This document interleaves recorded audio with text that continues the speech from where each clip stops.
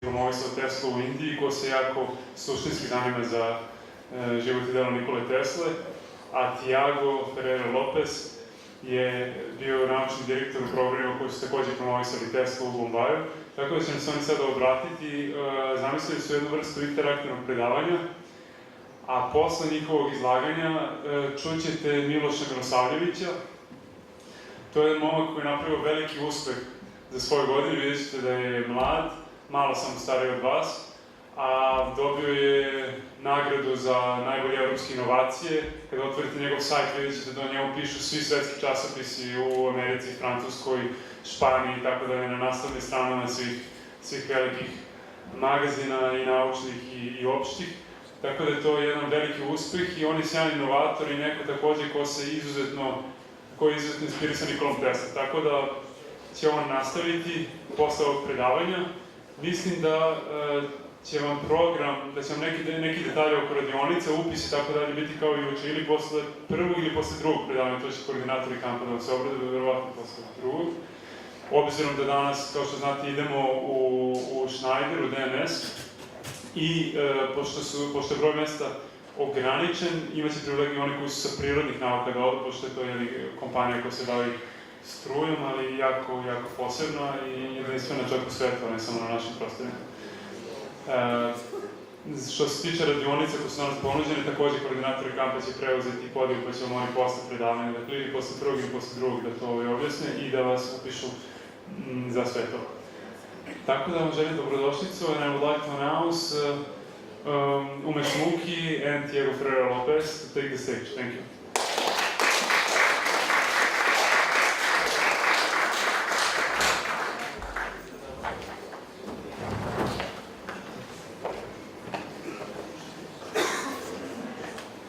Good morning, everyone. How is everyone feeling today? I can't hear it clearly. More louder. Good or not? More energy. So we are very happy to be here amongst you. Nothing gives us more joy than inspiring young people, because all of us are living in very important time to lead the forthcoming generation. And we are living in an amazing moment where so much of information is available around us and so much of tools are available around us to make the impact and change which we all desire for.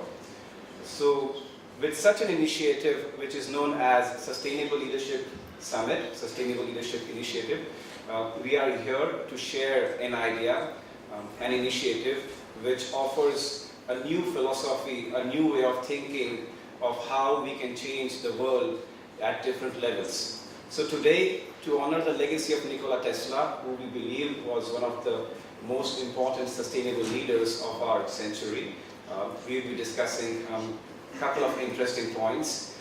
We will try to give you new perspectives. Dr. Tiago Lopes will be speaking much more at a broader level related to international affairs, and I will be speaking more at a subtle level about the qualities of Tesla and what makes him a sustainable leader.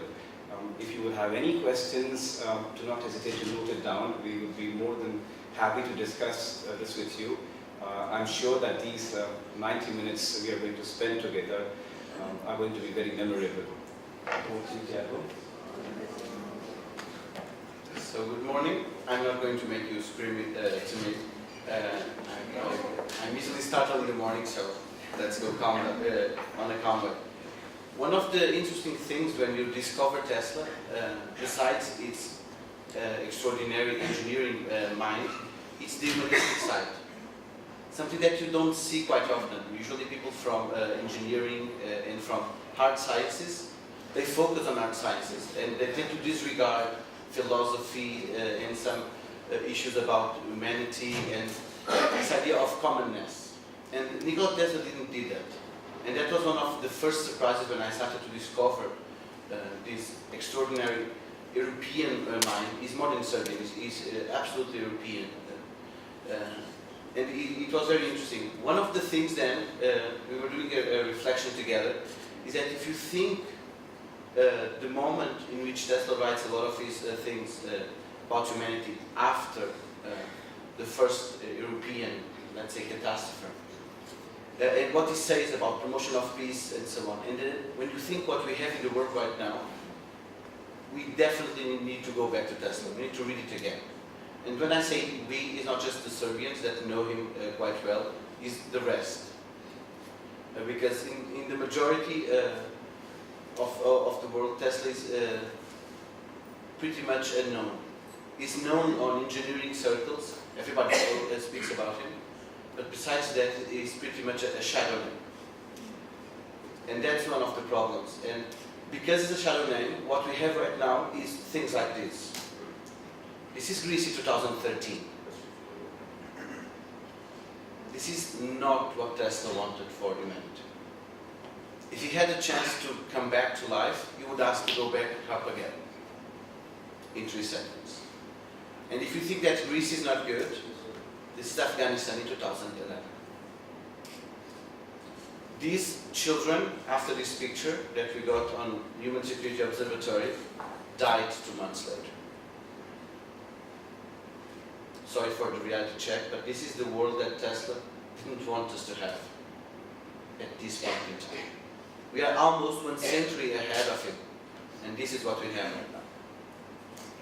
This is Syria, 2010, beginning. This was when they had the democratic demonstrations. That's democracy too. That's the humanism of Tesla there.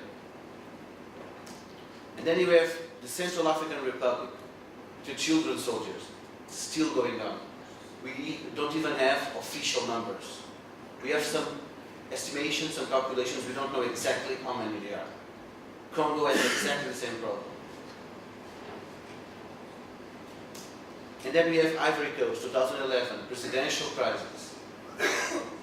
A country divided into 2 because 2 men were unable to speak after elections. And if you think, oh, but that was 2011, right now you have Afghanistan with the same, Indonesia with the same, Ukraine different but also divided where it's still going on. We are unable to speak with each other right now. In terms of humanism and human values, we lost ourselves. We are all hyper entertained with this. We love to play with tablets and so on. I go all the time. But the question is that we are hyper linked, but we are hyper desensitized. We don't feel the pain of the others.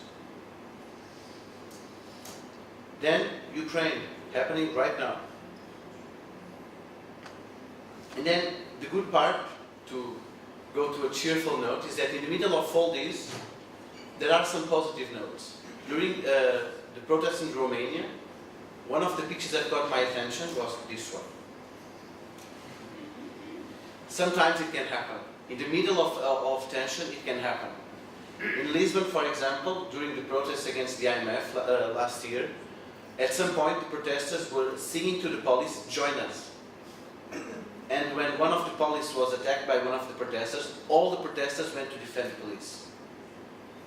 Because they knew that the police were there to do their job. This idea of speaking with each other, of a mutual understanding, the idea that we need to share the planet, it's on the writings of Tesla if we know how to read it. Now the question is, why is Tesla so unknown, and why did, especially the Western civilization, forgot Tesla? It was actually not forgotten because he was never acknowledged by his dimension as a humanist. That's a problem. I told in the informal opening ceremony, and I will repeat, Tesla needed a good PR strategy. That is one of the things I have been doing since I've started my career as a lecturer, and since I discovered Tesla by an accident. It was absolutely a accident. And these kind of things, we need more pictures like this, and we need less pictures like the first 6 I showed you. Now the question here is, how do we link what Tesla teaches to us with the world that we have right now? It's very simple. We need to rediscover ourselves as human beings, sharing the same apartment called planet Earth. We still have differences. I value a lot my Portuguese heritage. You value, and you should, your Serbian heritage. But that doesn't mean that we don't have common points. We are different, but we are united on that difference. We are equally different.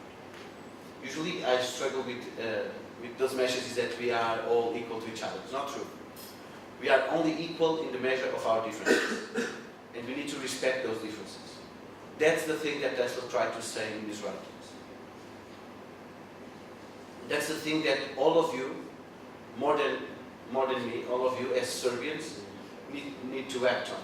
You are the best ambassadors of Tesla outside. Every time you go outside, on your small acts, you can promote this. And small acts are bigger than big acts. This idea of dialogue and continuation of dialogue, this idea of small actions that you can take, are far way more important than the big campaigns and media campaigns and people come and click pictures. Believe me, it gets boring after the first 3 or 4 times. So how can we link Tesla? How can you do something to do what Umesh did? How can you change the world? Changing the world is a huge task, so I would say change yourself first. You need to know yourself first. That's what Tesla did.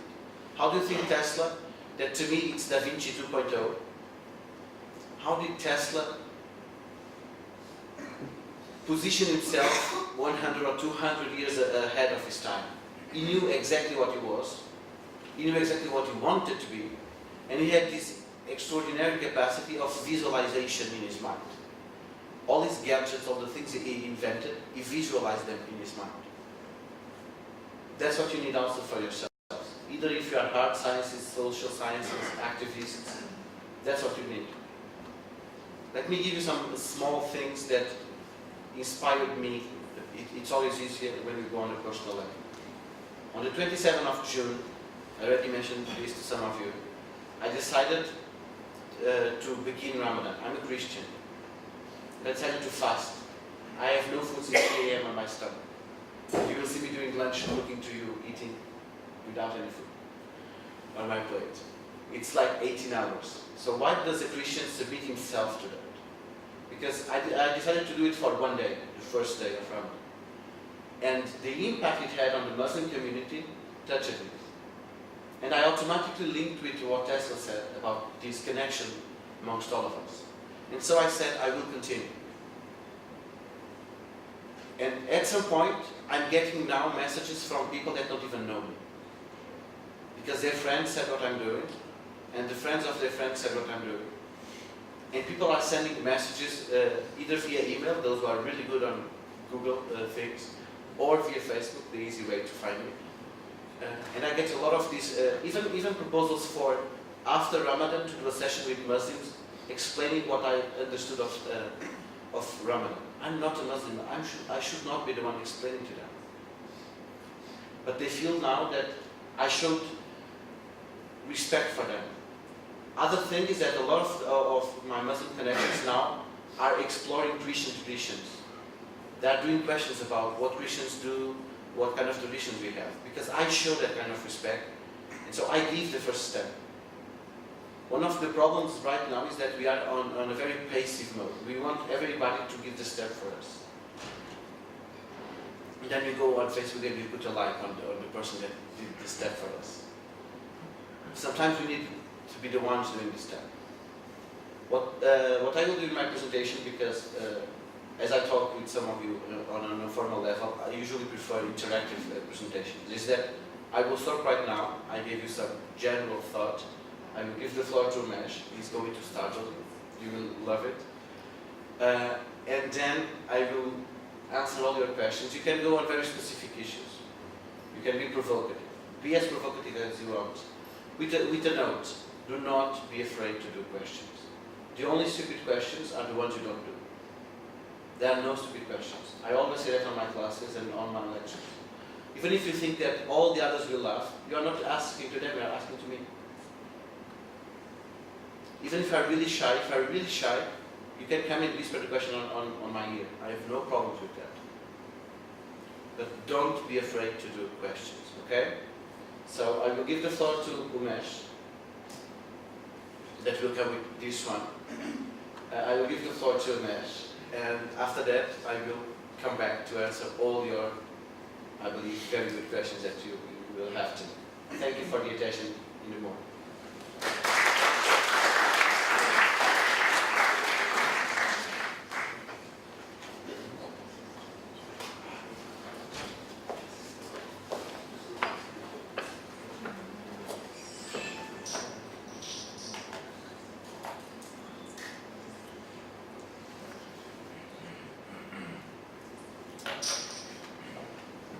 It feels so good to be here and see the unique type of energy existing in this room, all because of a person who dreamt the world of peace, harmony, innovation, science and technology.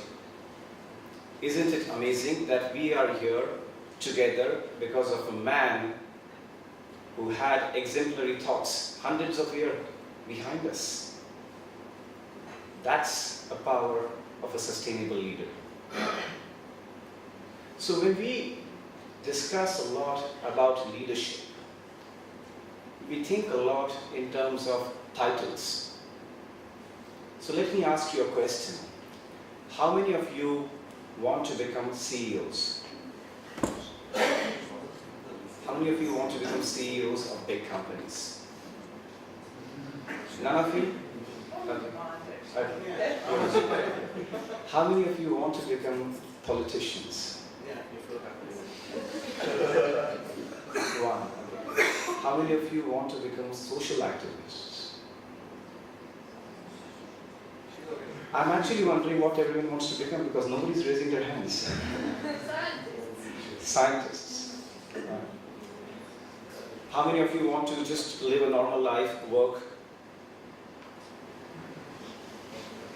Very few people want normal life.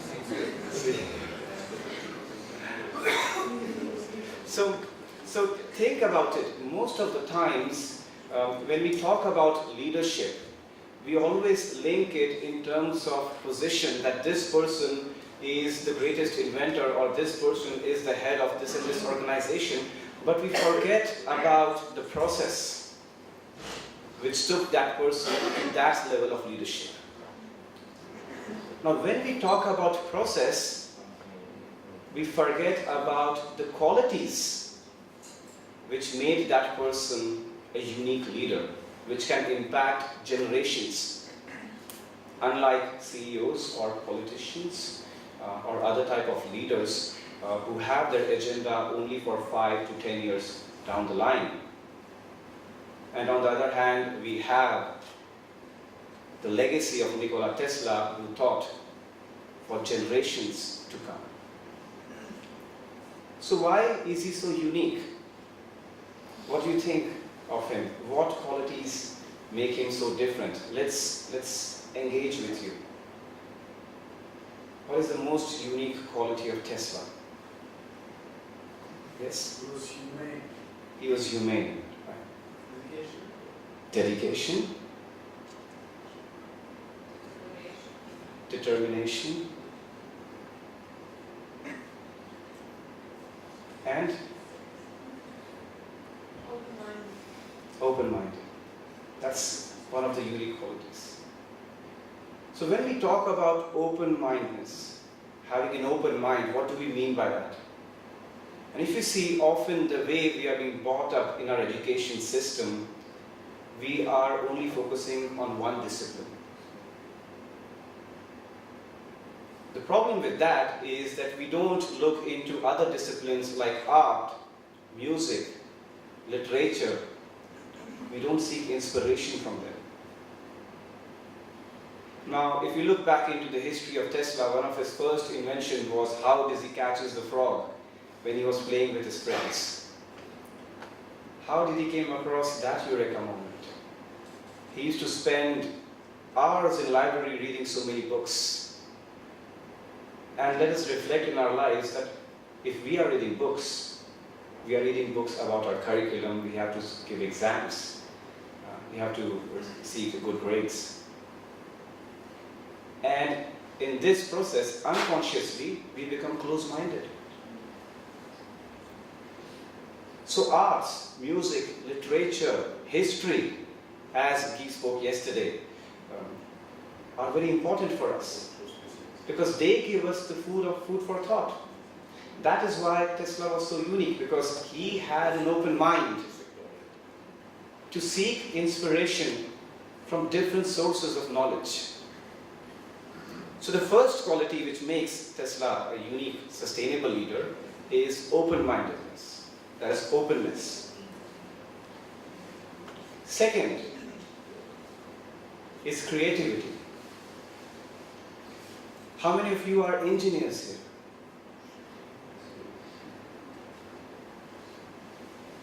Now, how far we are creative compared to Tesla?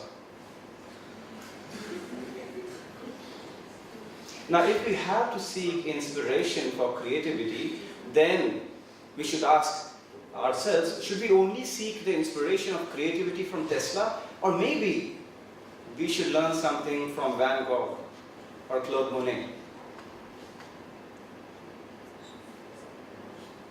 And the problem in our society, and it differs from culture to culture, is that some cultures are very much reserved, which hampers your creativity. And the amazing fact about that is that even we are not aware about it.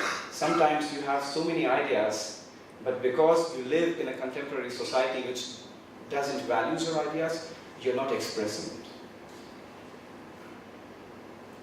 The reason why we are here together with Tiago is that because I am one of the crazy person who has craziest ideas, and I keep on discussing with him, I keep on bothering him. Because I do not hesitate to discuss any sort of idea with Tiago. So if you have any sort of ideas, or if you feel that at any point of time you are being creative, express it. As Tiago does often. He is a doctorate in political science, but he often writes poetry. Why should he do that? Sometimes it's good to write things which you feel in life. And this is how most of the leaders have given us that legacy. Why did you think that most of the leaders have written their autobiographies? It's a creative process. It's a process of creative writing. So think about different ways which will help you to be more creative. Look at the image carefully.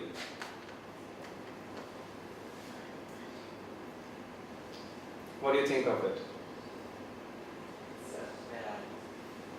It's sad. But there's a very important word which I marked in the image. What is that word? Can you guess it?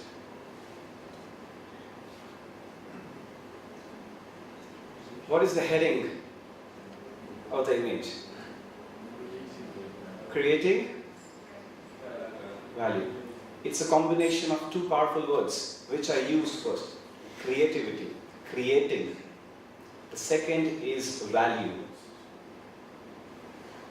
So when you think in terms of creating value, always think, what am I doing valuable for others?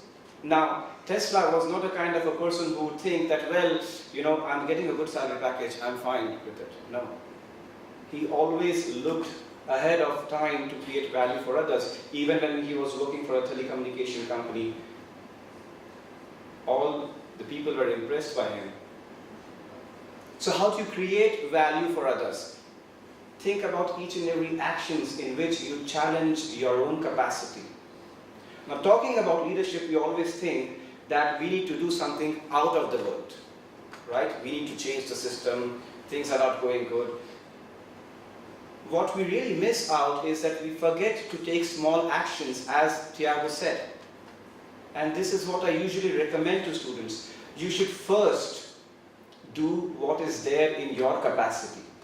In your capacity, you can write blogs. In your capacity, you can do small experiments. In your capacity, you can start a UNESCO club. In my capacity, I can't meet the president, but at least in my capacity, I can speak to you and inspire you. So first step is to do what is in your capacity. The second step is challenging your capacity. This is what Tesla did. In his capacity, he could visualize the things. And in second challenge, that is challenging his capacity, he constructed the things. So when you challenge your capacity, means you go out, discuss your ideas with people, you take it ahead in the form of different actions. If you have a project, discuss it with others, go on crowdfunding, challenge it, learn from it. So that's the mantra. Do what is there in your capacity, challenge your capacity. For what? To create value for others. What do you think about this image?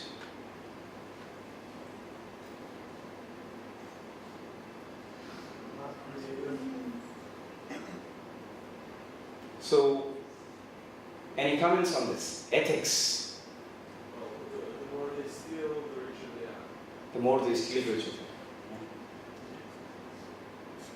The power of ethics is so strong that we are honoring a man who was one of the principal of, who was a strong follower of ethics. Now, often you will be faced with a tough time in your lives when you will be taking some decisions which may not be ethical. But it is that principle of ethics which made Tesla such a unique person, not doing something for the greed, not doing something just for the sake of commercialization, but doing something for the sake of humanity. And if you look at the history of any leader, you would see that he might have described a situation in which he was challenged to take a decision which was against his principles. That was the question of ethics. So keep in your mind that in your life you will be faced with such challenges. In Harvard School of Business, they take an oath at the end of the graduation that they will be more responsible managers. Turns out that in financial crisis, they were the people who played an important role to take some unethical decisions. So ethics is something which will follow you for a lifetime. It is there in your brain, in your heart. You may not receive what you want at that point of time, but ethics will ensure that you will be remembered later on in your life, like we do remember and honor the legacy of Nikola Tesla. This is one of my most favorite part. It's about feelings, right? So we all have emotions, isn't it? The question is, when we talk about leadership, how many of us feel what does it mean to be a leader? Because leadership is the journey of expectations, aspirations, but at the same time, pain, sorrow, excitement, joy. How deeply we can feel it. Now, one of my favorite leaders is Lincoln, Abraham Lincoln. And I've been often criticized for following him, that why he is still the favorite leader. And I was very much inspired by Abraham Lincoln when I read his biography and when I saw the movie Lincoln by Steven Spielberg. So I often thought that how is Lincoln feeling during his time when he was the President of the United States of America? And can we imitate that feeling? Or can we feel the pressure he was undergoing? Now, let me show you a trailer, which is one of my most favorite parts when I often deliver lectures on leadership, and especially this part of feeling, and then I'll show you how can we feel about it.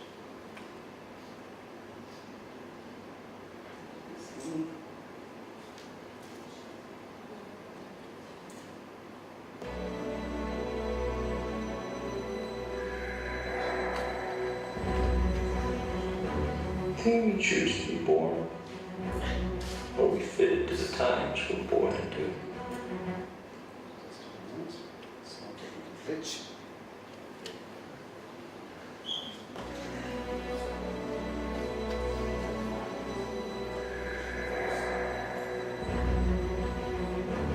Can we choose to be born? Or are we fitted to the times we're born into? We begin with equality. That's the origin, isn't it? That's justice. See, we've shown that people can endure awful sacrifice and yet cohere.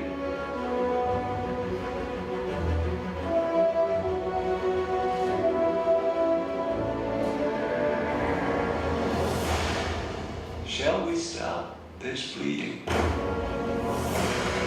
Abolishing slavery settles the fate for millions now in bondage and unborn millions to come. I will be remembered for this Confederate peace you cannot have booked. No one's loved as much as you about the people. Don't waste that power. Among the hundreds of thousands of doubt down your administration. We must cure ourselves of slavery. This amendment is that cure. God help us for trapping you in a marriage that's only ever given you grief. The fate of human dignity is in our hands. Blood's been spilled to afford us this moment now. Never trusted the president, never trusted anyone. The war will be over in a month. Tell Lincoln to deny the rumors. We are guaranteed to lose the whole thing. Leave the Constitution alone. You're so dumb. You think they'll keep their promise? I am the President of the United States of America, clothed in immense power. Rated PG-13, in theaters everywhere, November 16th.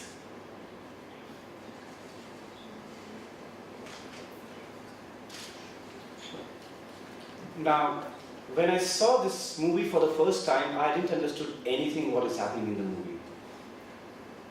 So what I did, I went back to the literature, I started reading about Lincoln. And when I read about his life, I saw the movie again. And then I thought, how does it feel to be Lincoln?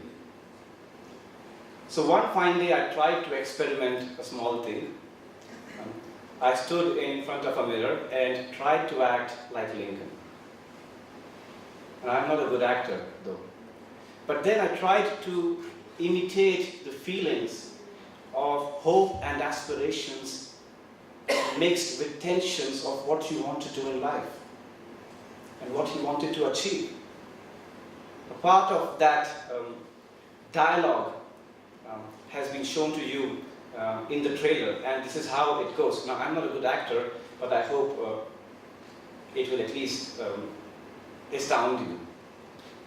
So this is how it feels to be like Abraham Lincoln. We must cure ourselves of this slavery. This amendment is a cure. The fate of human dignity is in our hands. Blood's been spilled upon us to have this moment now, and now.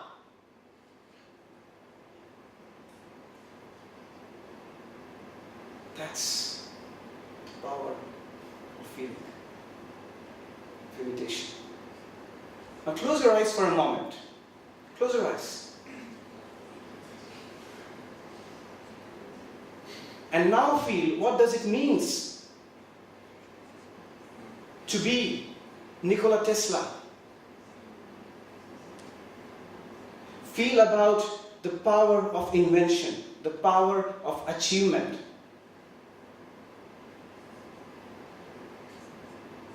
And then feel the power of getting suppressed by other people who don't recognize your impact.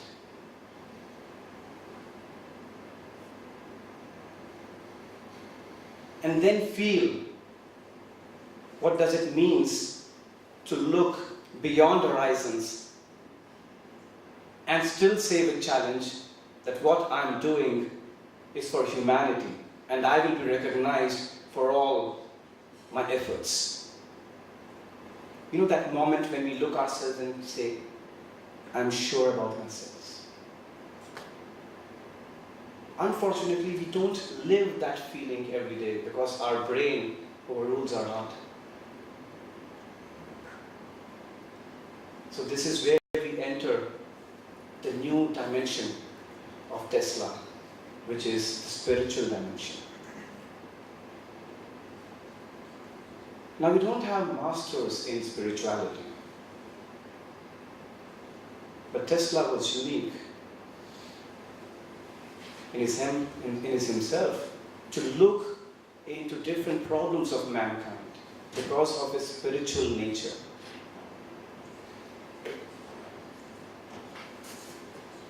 So the question we should pose in front of ourselves is, how can spirituality help us to seek our purpose?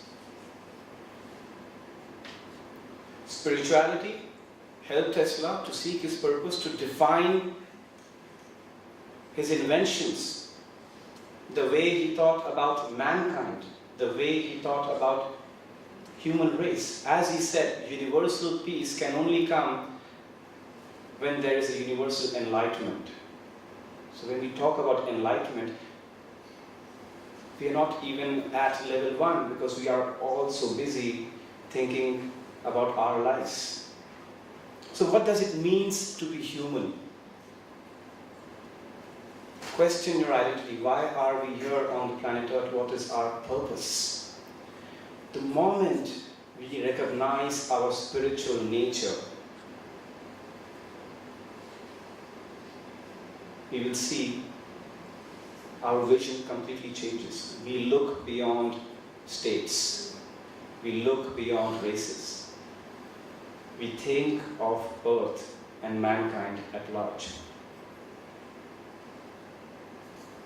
This sets sustainable leaders apart from other leaders because they think ahead in terms of generations. As you saw in the trailer, Lincoln said, abolishing slavery settles the fate for now and unborn millions to come.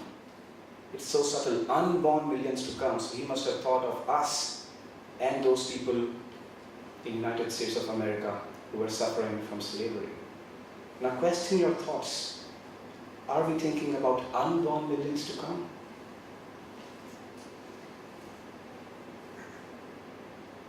That makes Tesla a unique sustainable leader. Now when we talk about sustainable leadership, we figure out that sustainable leaders have two different mindsets. Now conventionally, you will see that as human beings, we all are different. The reason we are different is because we all have different mindsets. Sustainable leaders have, I would say, more or less like a flexible mindset. So if you look at the slide, that's a research which was done at Stanford University. And it speaks about unique qualities of a person, of why they are different. Now, people with fixed mindset take challenges, look at challenges, obstacles, effort, criticism, success of others in a very narrow way. They get scared away from challenges. They take criticism negatively. They're not ready to challenge their own capacity. They're not open-minded, as I showed you just now. And people with flexible mindset take challenges, challenge their capacity, much more open to criticism. They are happy when others celebrate their success. They're happy to learn from the criticisms, from the mistakes. And they are not scared away by efforts. As once Tesla worked 84 hours at stretch. Efforts are important. Now if you look into reality, if in a corporate world, why certain companies are suffering losses, why are they not innovative? It's because they stay in a fixed mindset. I often give the best example of Nokia versus Android and Apple. is Nokia never predicted that it will master the touchscreen technology. It was stuck up in its own Symbian operating system. Whereas Apple and Google, they challenged their capacity by looking around for other means of innovation. So organizations at large are the outcome of people having flexible mindsets. So at individual level, you would require a different mindset. And at an organizational level, countries, organizations, companies, those who have flexible mindset, have higher probability of succeeding compared to those who have fixed mindset. So this is what sustainable leadership is all about. When we say sustainability is not a buzzword, it's a mindset. You can have a lot of literature online, look into the scientific literature of mindset, and you'll see there's some amazing facts. Nobody teaches us the science of mind. You're learning science of engineering. I myself, I'm an electronics and telecommunication engineer. We are masters of disciplines which are very tangible in nature, but we are still not masters of mind, which is the ultimate source of imagination, creativity. So mindset is the first and foremost thing which you should look out. How can I change my mind? How can I change my habits? How can I be more creative? Question yourself. Now we'll do a short exercise, and afterwards we'll go for a question and answer session. The exercise goes like this. All of you can take out a piece of paper and pen. You will have to write down something.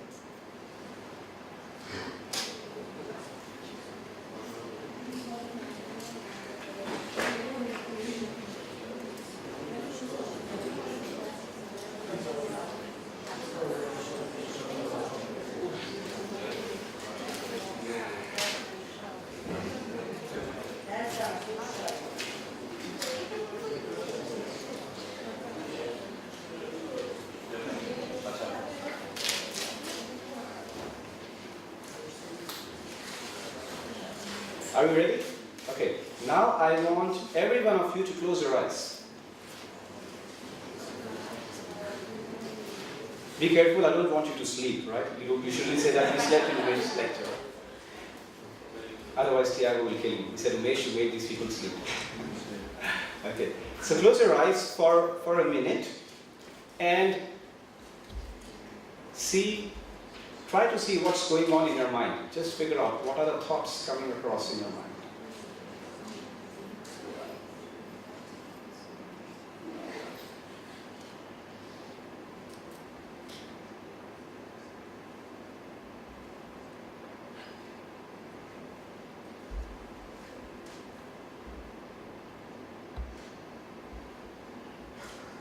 Some people are scared to close their eyes and sleep. Try to see what are you thinking about, what are the thoughts coming across your mind.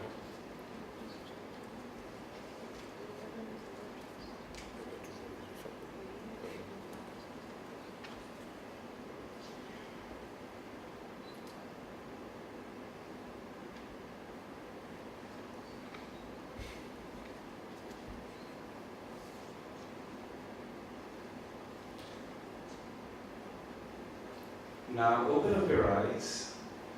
See, nobody's sleeping. Now write down 10 thoughts which came across your mind. Which you use.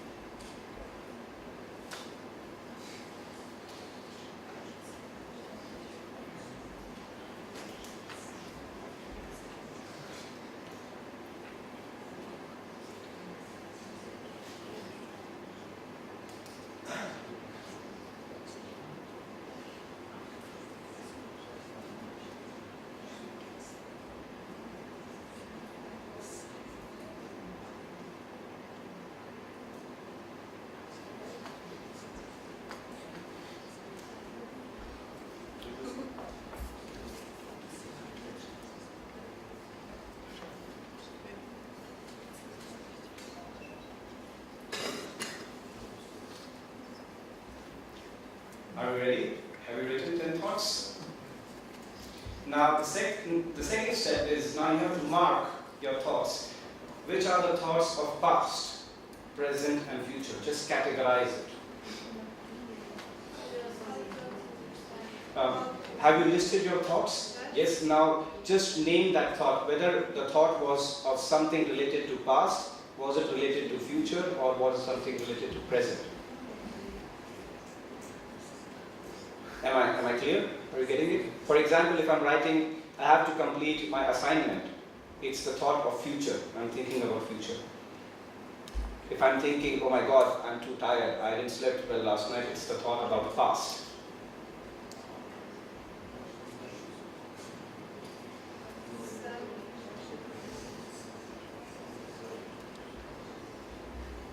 And if I'm thinking something at present, when will this lecture get over, it's about present.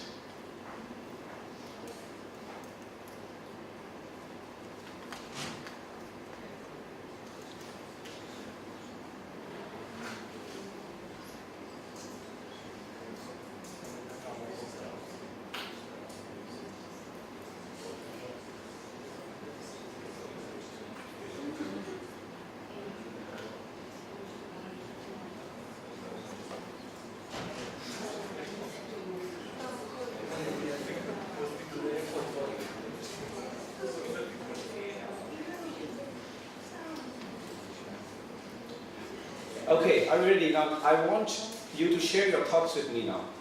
So, how many of you had a lot of thoughts regarding past? Can you raise your hands? Yes. Can you share your thoughts? What did you thought? Well, some of them just are such as like uncertain. No, it's not really specified. I don't know. I don't know how to express myself. Still in a short summary, could you?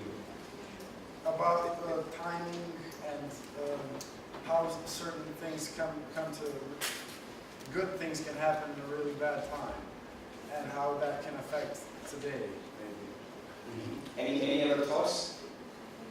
How many of you are affected by thoughts of future? Yes. What did you thought? Can you share? Yeah. Well, I thought that I will have enough strength, courage, and will to carry on what I want to do in the future. How about you? Yeah. I thought about meeting new people and making new connections. Right. How about present? Anyone had the thoughts which are very much in present? Yeah. First, I had about silence and the rain sound. Then how we are in an island surrounded by nature. And also try not to fall asleep. So the importance of this exercise is to challenge and see that where my mind is wavering. So if you see that you would think about past, present and future, people and leaders having exceptional mindset are very much able to concentrate on the present, still envisioning about future. Do that exercise every day and see that how can I control my mind to be in the present moment. Because present moment will help you to develop the capacity to understand the context, the capacity to develop political and diplomatic skills, which Tiago will speak about, and capacity to train your mind so that you won't get discouraged as you were talking that how will I deal with the problems in the future. Because when you are in present, you are secure. This is the moment right now. No one can steal away from you this moment. The future, we don't know about it. No, you should be. We can discuss that in the question and answer session, for sure. But you shouldn't get distracted from the present moment. So concentration is important. Concentration with envisioning of future. That is why spirituality is important, because it makes you feel secure, it makes you feel present at this moment now. That's why if you read about all the spiritual masters, they speak a lot about it. The past doesn't exist, the future no one knows, present is what counts. So we are here to share lots of ideas with you about sustainable leadership. I would just ask you to group yourself in the group of 5 people.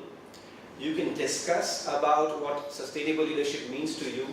You can discuss about important questions you want to ask. The idea is that you discuss the problems and challenges which you face in your journey of leadership. And then one person from the group will share the questions which all of you want to ask. So we can take the note of all the questions at one time and then we'll answer it.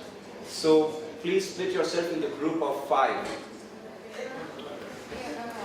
So you have around 10 minutes of discussion time.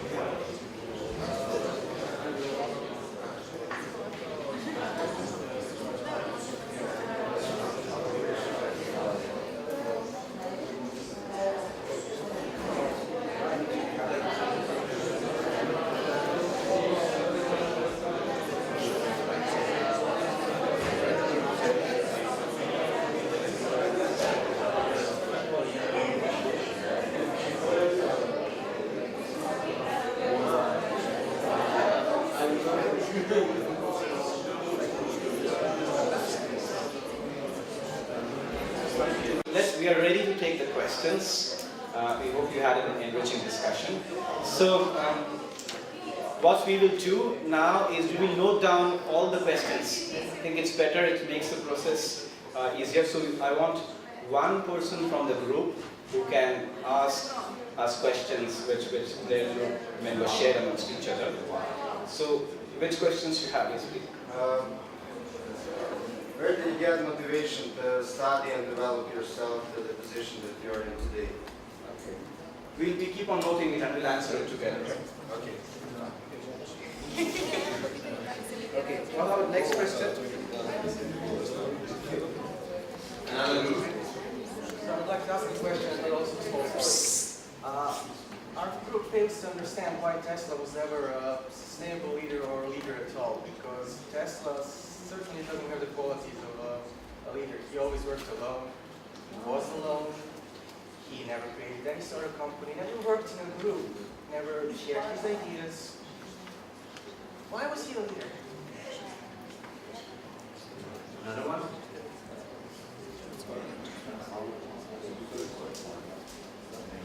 Yes? Specifically on your life, how much influence did Tesla have?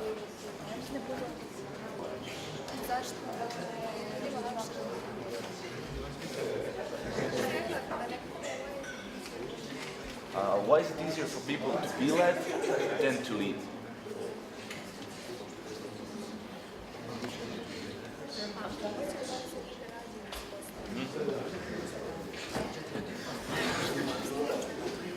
And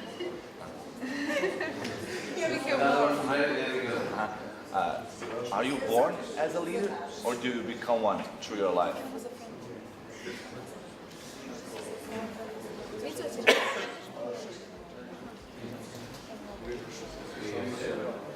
Two questions. First was, in terms of changing the world, at which point in time has become acceptable to us the phrase, it's his job. You mentioned the policeman and how, well, he defends the immoral act of his government, or it is the eviction notice from the bank or something like that. When is his job? Yeah, it's acceptable.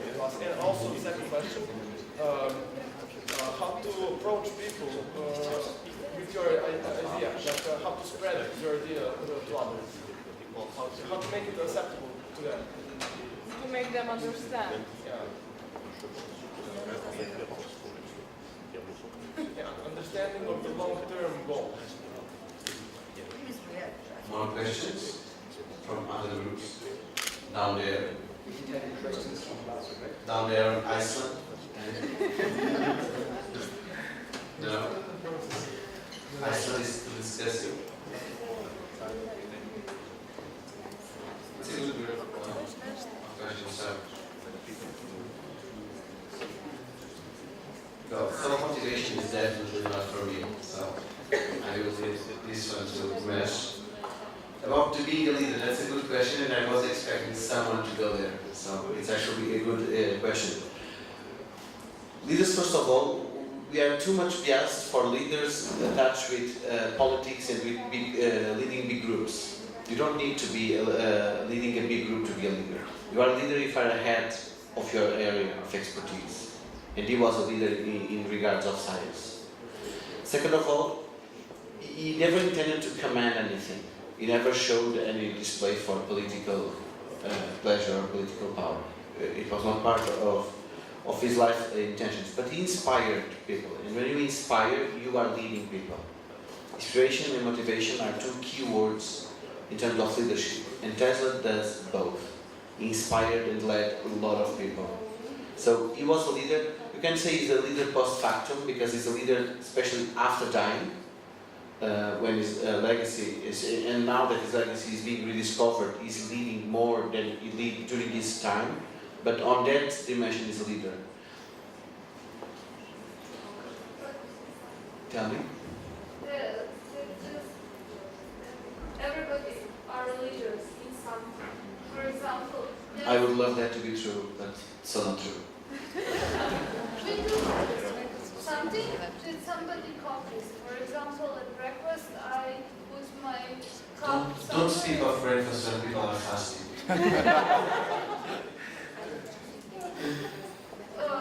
For example, I started wearing some funny hat, and People copy. Copycat is not leadership. As human beings, we are, even on our education, we mimic behavior. We mimic what our fathers do. In life, that's how we grow. We basically copy what grown-ups do. But copying and mimicking behavior, it's not leadership. Leadership is behind that.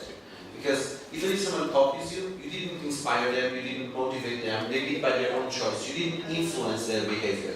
That's what the leader do. It makes you do something that you didn't even knew you wanted to do. And you do it in the same.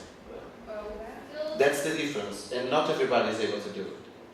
You can train a lot of people, but leadership requires some specific skills.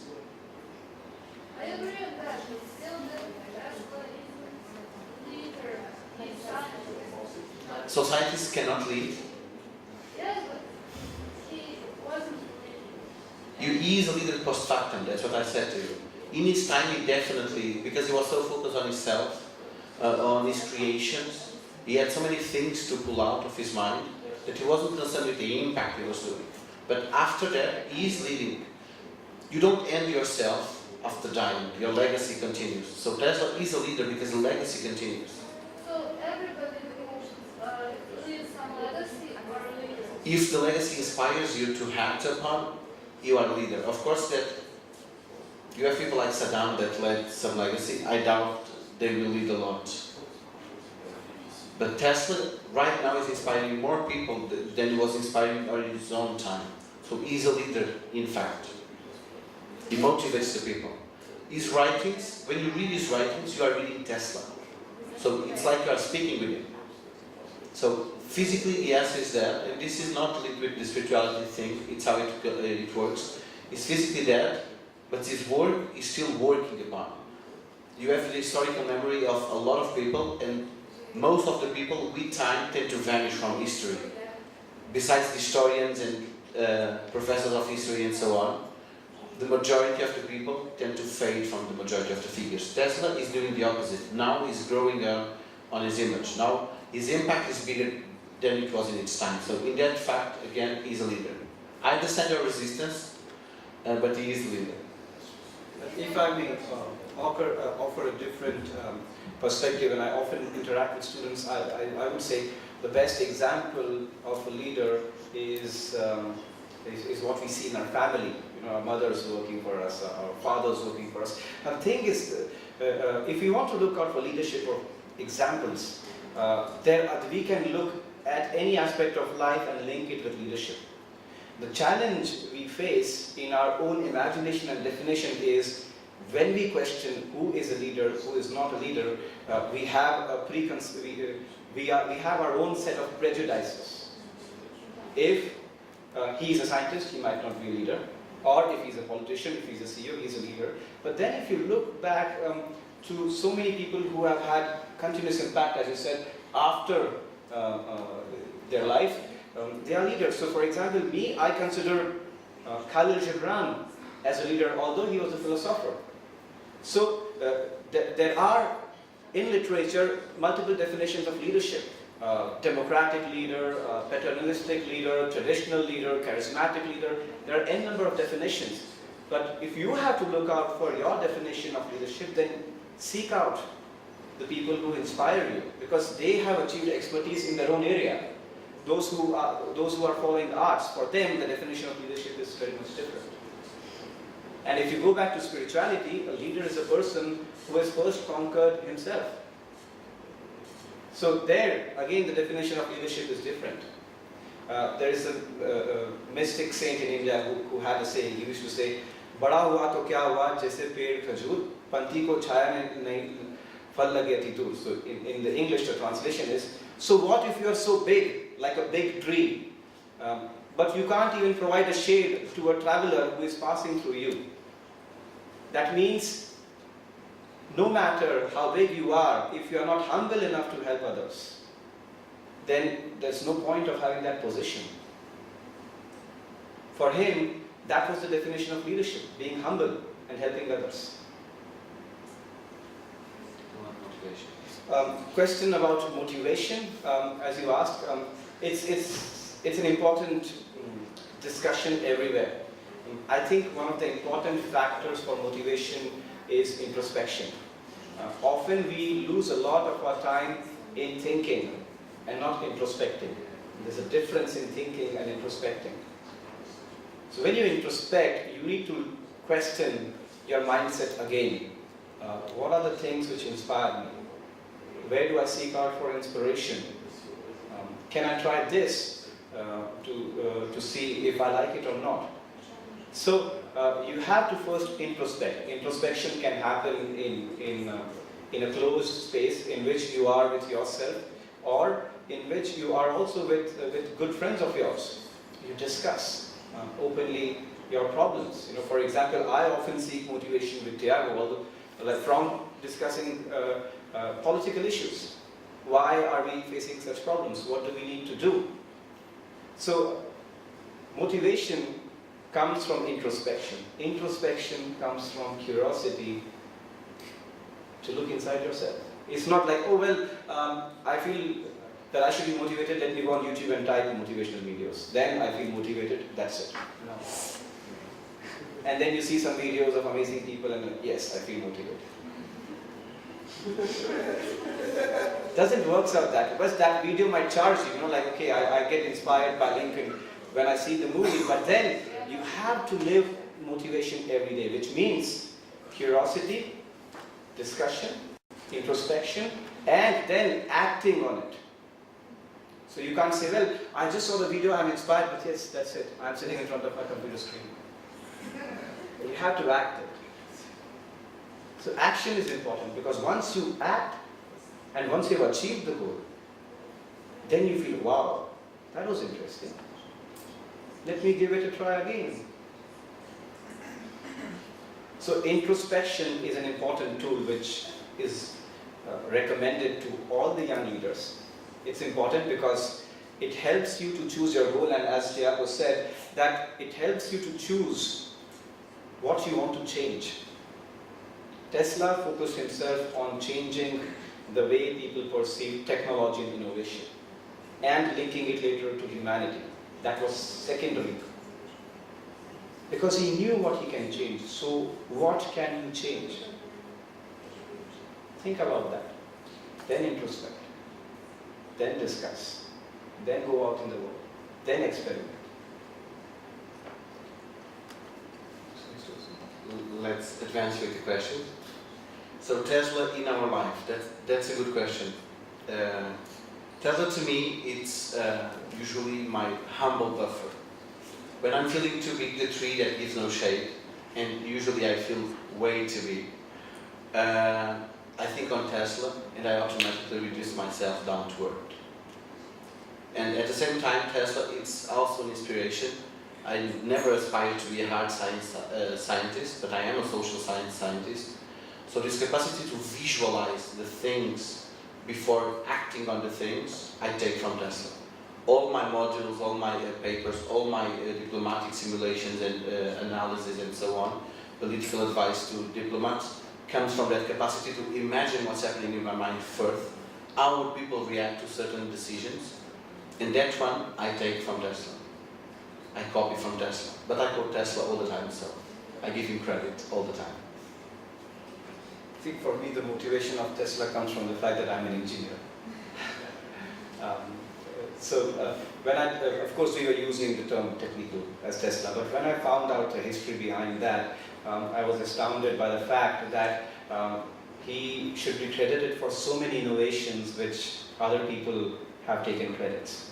So that was the thing which inspired me, especially when you are in scholarship or when you are pursuing a higher studies at doctorate level. Credits is something which is very important, and this certainly inspired me that how can a man who has achieved so many things is not hungry for credits.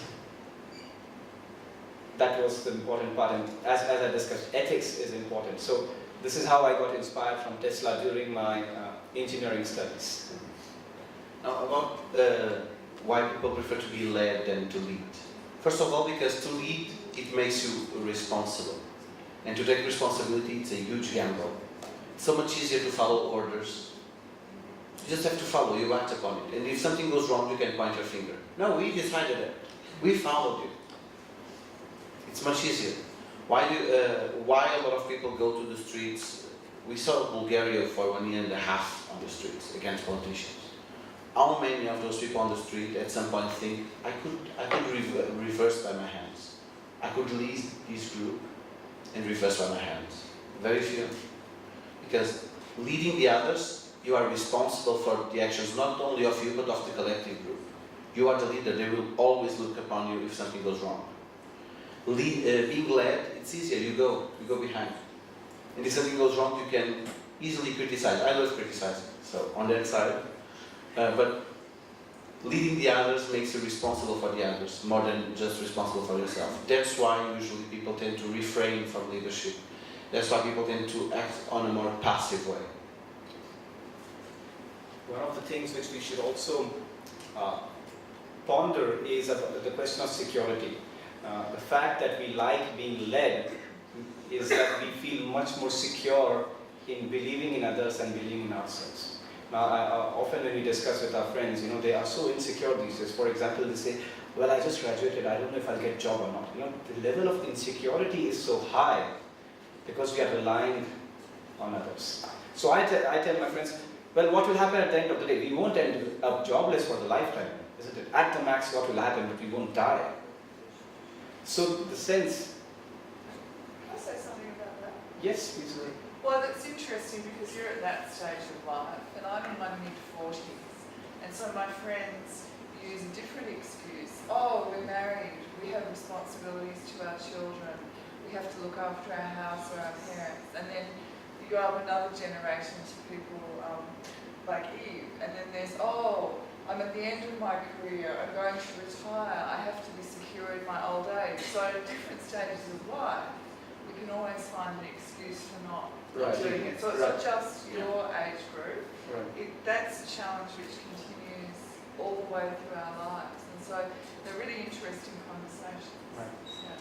So a leader is someone who is secure within himself and who feels secure in leading others to generate that feeling of security. But Mr. I forgot his last name. Yes. He yesterday told that leaders are not always they don't have much self-confidence. Yes, but now you're telling leaders always believe in themselves. At least I think leaders believe in their ideas. That's the first and foremost thing. Imagine if a leader is not believing in his idea, why would he still pursue others? Leaders deal with insecurity. That's why Guy talked about the lack of self-trust. Because when you lead, when you introduce new ideas, there is a huge amount of uncertainty. You don't know exactly what will come out of your idea and lead the others. It could be really good. Look to Brazil. It could be really bad. So when you lead the others, you can go from the Garden of Eden to the fire of hell. And you don't know exactly where to go. That's why leaders face all the time these turbulence dilemma. And you have across history several leaders from more political side to more artistic and science that faces dilemmas. The creator of the atomic bomb, after creating the atomic bomb, he hated his invention. All the team was absolutely against, not all the world, some people like the atomic bomb. All the team was against the invention. The team reacted against what they did. They knew that they opened a new era of terror. But they have did it on that time. So leading, there is always, that's what I told, it's always a question of responsibility and dealing with uncertainty. That's the difficulty with leaders. Now, linking that, it's a good question, to the question about born or made, I would go, it's both. You can be a leader, you can be born a leader, have the qualities, but then if you don't practice them, if you don't train them, it's useless. It's the same with smart people. Oh, I'm really smart. If you don't study and you don't act on it, in 10 years, you'll have like 300 people over top of you easily, that are less smart than you. But how can we prove that somebody is born? Oh, it's very simple. Some people from young age, when you are in kindergarten, are already leading the colleagues to what they want to play, their own rules. They change the system. But that's not leadership, that's It's a manipulation. No, it's leading. If you don't force, and if they acknowledge you as the natural leader of the group, it's leadership. You lead friends. There's always in the groups, even in your group friends, someone who leads the others to act as he wants. And everybody feels that they also want to act on that way. That's the good leader. He goes on motivation. He knows exactly how to make the group act on it. I will go on to you. There are also those leaders who intimidate the people. If you don't act, then you will have bad behavior. So you have those kind of leaders too. Yeah, I'm sorry guys, we just have to be very fast to conclusion. Thank you. So what we can do is, we can take the questions afterwards. We can speak with you. You can speak in person. On a formal level. I have noted the questions.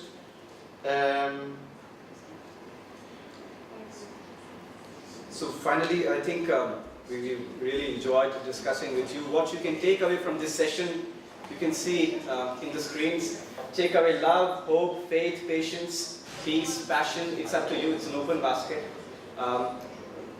We are very inspired here to see that the spirit of motivation and the legacy of Tesla continues. In fact, yesterday during the opening ceremony, we coined new terminology for what Tesla means to us. So whenever you think about Tesla, of course you get the idea of a person and of his history, but we would share with you our meaning of Tesla. Let's start with T.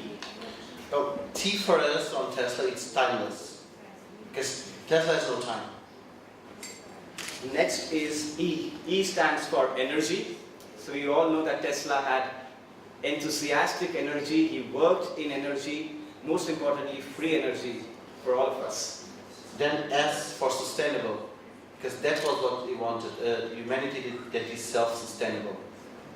L is lovable, because he was always a lovable and adorable person, treating people with respect and humbleness. And we conclude with achiever, because he was an achiever. He was not just a dreamer, he achieved. More than saying, yes we can, on his case he would say, yes we do. That is Tesla. So next time you think about Tesla, think about these terms. Our hope is that we had one Tesla who made Serbians proud. We need to have thousands of Teslas coming out of Serbia and making this a nation who can regain their name, their pride back in the international affairs, right? Exactly. So all our best wishes to you, and thank you so much for listening to us, and we look forward to discuss with you again. Thank you so much.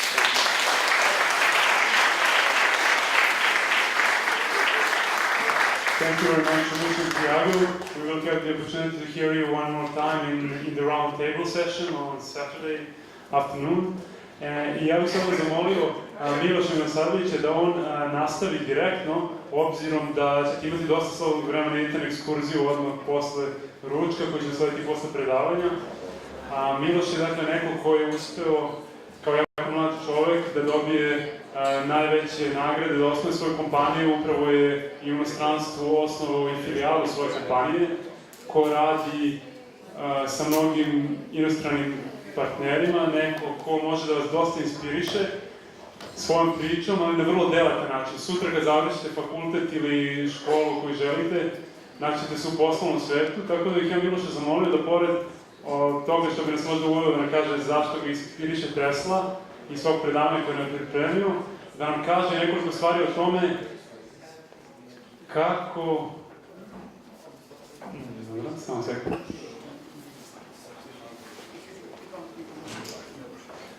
Da, znači Miloša sam htio da zamolim da nam kaže takođe i samo par stvari o tome kako je kada jako mlad čovjek ulazi u poslovni svet, obzirom da se Miloš jako dobro snašao u tom svetu.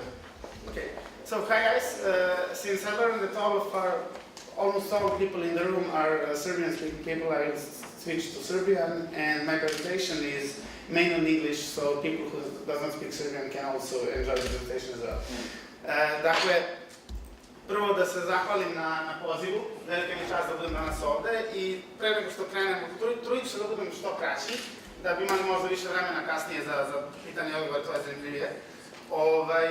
Manje više, moj ceo život je donekle u znaku Tesla, jer ja živim u Obrenovcu, rodno sam u Obrenovcu, gde je, kao što znate, i najveća termoelektrana na Balkanu, koja se zove Nikola Tesla, gde moj otac i radi, tako da sam već od malih nogu bio okružen sa Teslom. Posle toga sam upisao srednju elektroničku školu, koja se opet zove Nikola Tesla u Beogradu, tako da manje više kroz ceo život dosadašnji me pratilo to ime Tesla i njegov život i rad. I čak smo iskoristili i za prvi slogan naše kompanije, kada smo osnovali, iskoristili smo zapravo naslov jednog članka koji je Nikola Tesla objavio 1917. godine, a koji se zove Pokretačka snaga budućnosti, Future Motive Power, gde je on govorio zapravo o obnovljivoj energiji i to je ono o čemu ću danas malo govoriti. Dakle, a onda ću se posle vidjeti da, dakle, trudio sam se da budem onako što neformalniji i predavanje, mislim, prezentacija će biti malo o ekologiji i održivosti, malo o ono što mi radimo i malo ću probati da nam prenesem takođe da je preduzetnički duh koji je mene naveo da radim ovo što radim. Dakle, kao što znate, krenut ćemo, kao što verujem da svi znate ovaj Disney crtač, on je jako star, mislim da je iz 30 i neke, Crčak i mrak.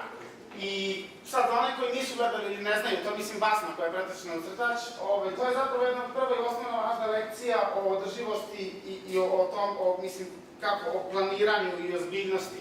Jer kao što znate u crtaču, Crčak je onako sam veseo, samo se zeza, svira, uživa u životu, onako živi život punim plusima, jer priroda nam je dala svega u izobilju. I on je imao i hrane i vode i samo je naplaćivao taj lepšu stranu života, dok su mradi jadni po tom lepom vremenu nisu uživali, nego su sedeli, radili, pripremali se nešto i onda je Crčak počne njih da isneva.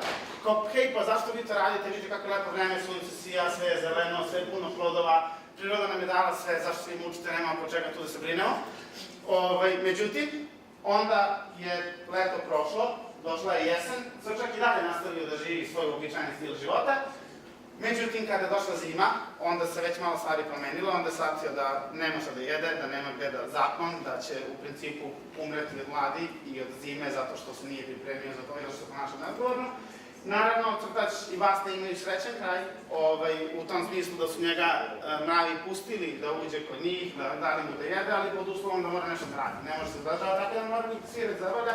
Nažalost, mi nećemo imati srećan kraj ako ne budemo promenili način na koji živimo i na koji se ponašamo kao ljudi, kao civilizacija. Ukratko o tome, dakle, energija je najvažniji resurs na zemlji i sve nas pokreće energija, a energija i naše korišćenje energije ima direktnu vezu sa klimom, bar u nekoliko važnih osnova.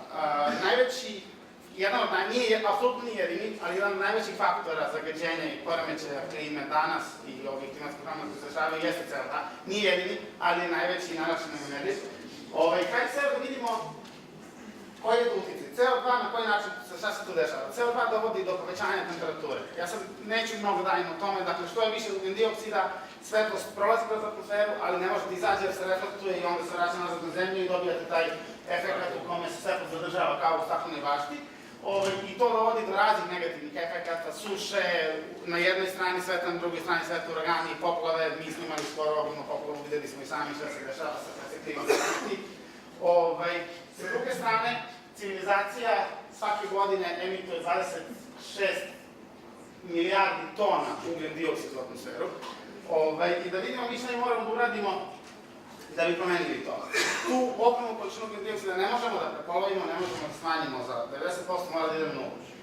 Jer jedino tako ćemo imati održivost i nećemo pogoršavati ovo što smo već pogoršali do sada. Jednačina je jako jednostavna.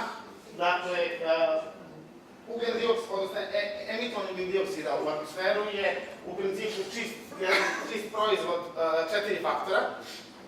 Ljudi, populacije na planeti, sa druge strane usluge koje koristimo po čoveku, sa treće strane energija koja se koristi po jednoj usluzi i na kraju količina ugljen dioksida koja se po toj energiji ili po toj usluzi emituje. I hajde sad da vidimo, dakle ovo je najosnovna elementarna matematika, dakle kako da levu stranu jednačine dovedete na nulu. Dakle, rekli smo da nam jedini izlaz nam je da to skroz svedemo na nulu, da se CO2 skroz svede na nulu. Kako to možemo da postignemo? Pa znate da bi, dakle, proizvod bio nula, jedan od činilaca mora da bude nula ili svi ili nešto po tom pitanju mora svede. Hajde vidimo šta možemo da uradimo. Populacija, to ne možemo svedemo na nulu. I to, naravno, ne samo da bi trebali da smanjujemo, nego što i ne treba, nego ona zapravo i raste. Tako da tu već imamo jedan porast negativan, sa stanovišta ugljen dioksida negativan faktor, da nam ta variabla raste, a nama treba da opadaju. Usluge po čoveku. Nekad ste imali samo sjelicu i tranzistor u kući, danas imate verovatno 200 uređaja u kući koje koristite na svakodnevnom nivou. Takođe sa tog nekog nivoa kvaliteta života to takođe raste i taj broj uređaja će da raste i u nekim nerazvijenim delovima sveta koji tek danas počinju malo ekonomski se oporavljaju će takođe da nastavi da raste. Tako da, nažalost, i ovaj trend je pozitivan, tako da i dalje idemo, zapravo sad idemo duplo eksponencijalno gore, umesto da smanjujemo taj ugljen dioksid. Energija po usluzi, ovde možemo da uradimo nešto, to je celokupna taj sektor, se nazove energetska efikasnost. To je da radimo istu stvar, a da za to koristimo manje energije.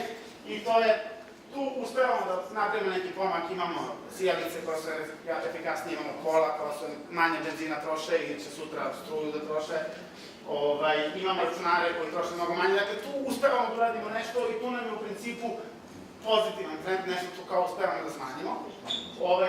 I onda nam na kraju jedino ostaje količina ugljen dioksida po toj jednoj usluzi koju koristimo, dakle sapova sjelica.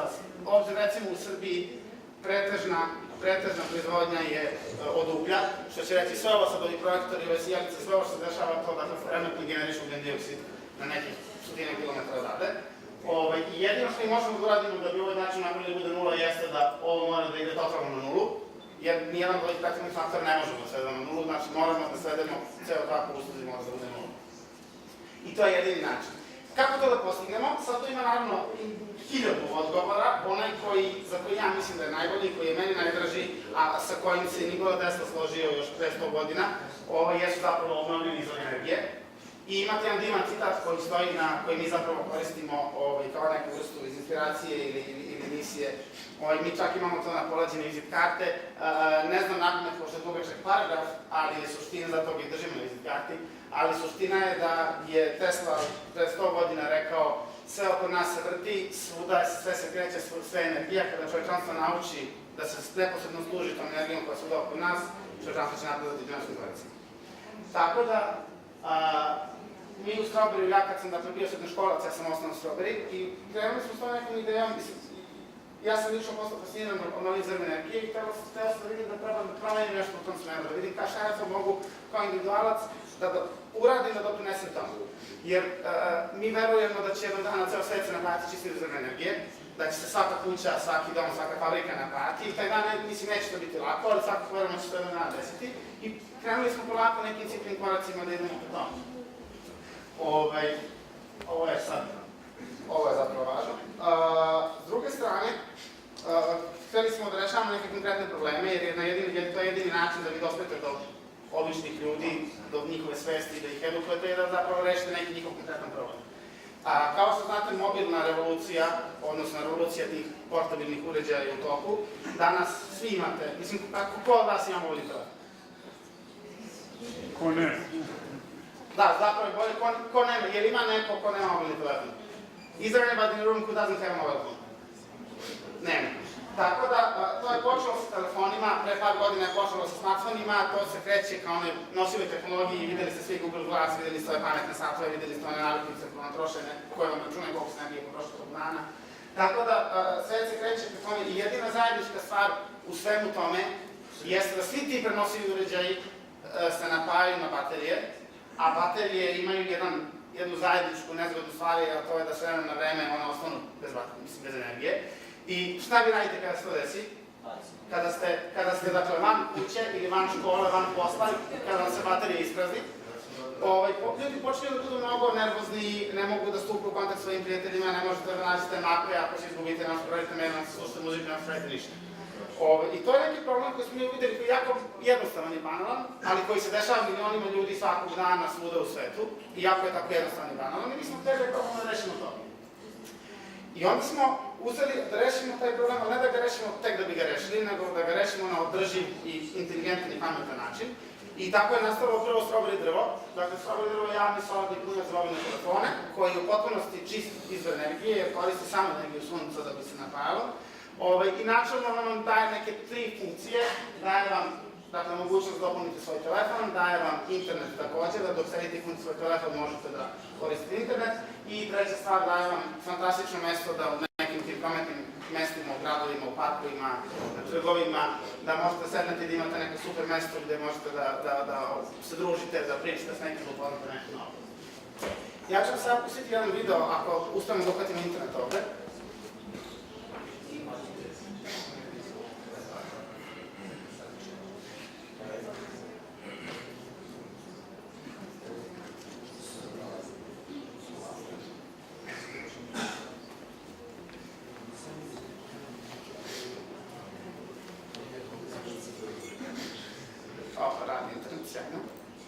Gde još su postavljeni, videli smo Tašmajdanski park u Beogradu, malo gde još su postavljeni? Trenutno imamo postavljenih, doći do toga, trenutno imamo postavljenih 12 sistema, 13 će biti postavljeno uskoro u Moskvi, svih 12 do sada su postavljeni u Srbiji i Bosni i u 9 različitih gradova. Da ne nabrajam sad sve, baš onako, imaju u Novom Sadu. Zavisi od njih, nije naravno tajna, zavisi od dizajna, košta negde od 17.000 € do 20.000 € sa instalacijom, zavisi od dizajna.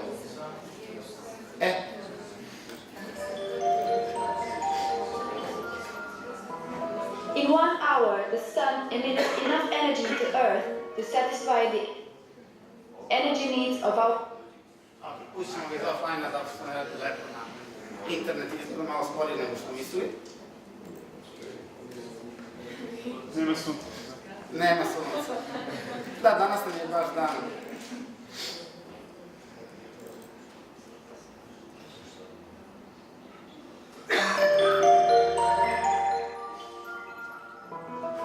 1 hour, the sun emits enough energy to Earth to satisfy the energy needs of our planet for a year.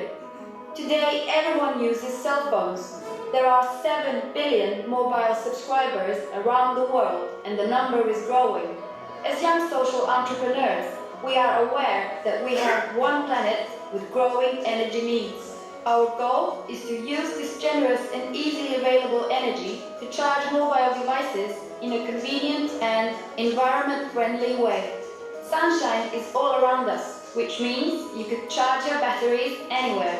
Our strawberry tree is placed in easily accessible places in the city where you can quickly charge your devices using clean solar energy at any time.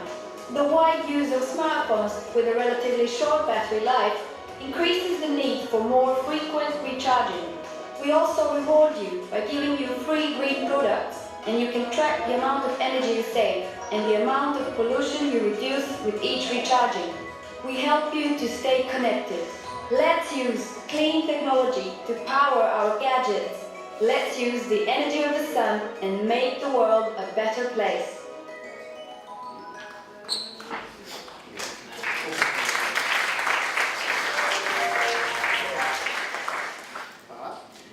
Dakle, da se vratimo na prezentaciju. Kao što je malo pre Alex pitao, dakle, do sada smo postavili 12 sistema i sada krećemo konačno internacionalno da radimo.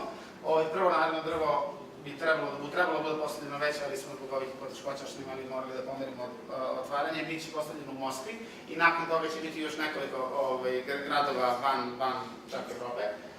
Tako da uveliko radimo na tome da ovo proširimo na što više mesta.